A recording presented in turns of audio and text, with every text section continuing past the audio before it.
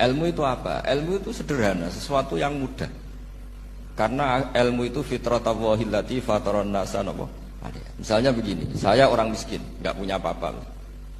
Sudah nggak punya apa-apa, nggak punya jabatan, terus keluarga yang nggak pati loyal, mungkin istri ada ngidolakan kita, bahkan anak kita sendiri juga agak ngidolakan kita. Itu kan sial-sialnya orang, anak kita aja tidak pernah ngidolakan kita.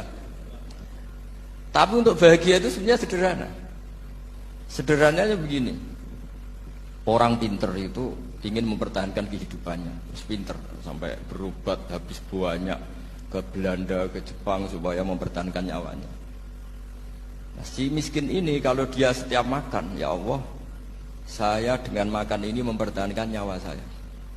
Sehingga makan itu satu kajian ilmiah bahwa ini luar biasa.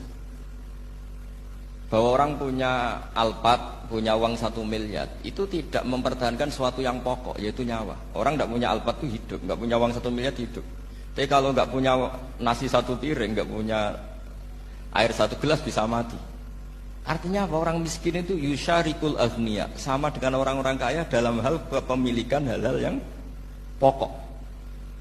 Tapi kadang-kadang orang miskin itu ya nyon sewu agak belagu, sudah miskin ingin punya Alphard, sudah miskin ingin punya, ya dia tersiksa. Harusnya cara berpikir nggak punya Alphard tuh masih hidup, nggak punya uang 1 miliar masih hidup.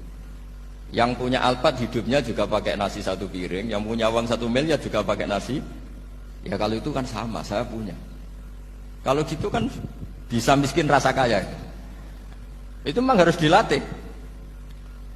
Nah, kalau orang kaya kan rumahnya banyak di mana-mana. Memangnya kalau rumahnya banyak di mana-mana terus tidur di sini 1 jam, di rumah itu 1 jam, malah nggak bisa tidur kan? Tetap aja yang dipakai 1 kamar.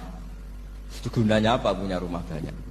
Setidaknya zaman miskin itu dia berpikir gunanya apa punya rumah banyak untuk dipakai ya hanya 1. Meskipun suatu saat kalau dia kaya juga berpikirnya agak rubah.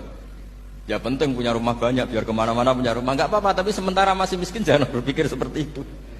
Nah yang menjadi miskin kacau kan sudah miskin berpikirnya gaya orang kaya. Lah itu kecelakaan.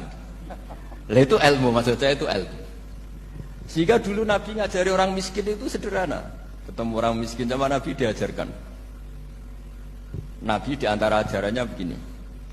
Ada seseorang man asbaha, orang yang setiap harinya mu'afan fi jasadi, dia sehat, aminan fi sirbi, negara dalam keadaan aman, tidak dalam ancaman, indahu qutu yaumi, dia hari itu punya makan, faka'an nama khizat lahu dunya bihadafiriha, berarti dia sudah punya dunia dan seisinya.